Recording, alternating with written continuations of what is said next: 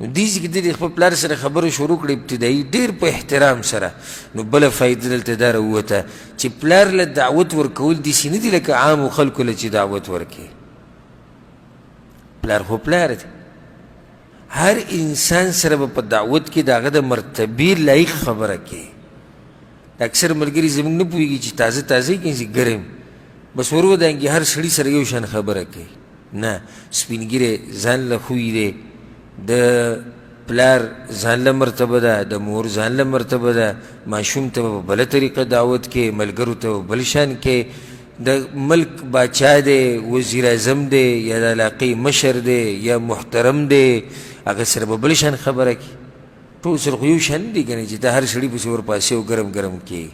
نه، هر سړي سره به د هغه د شان مطابق خبره کوي. او دا زموږ د پیغمبر صلی الله علیه وسلم سیرت چې تاسو وګورئ که نه، نو دا خبره ترې ښه واضحه ده چې هغه د هر انسان سره د هغه د مقام مطابق خبرې کړي.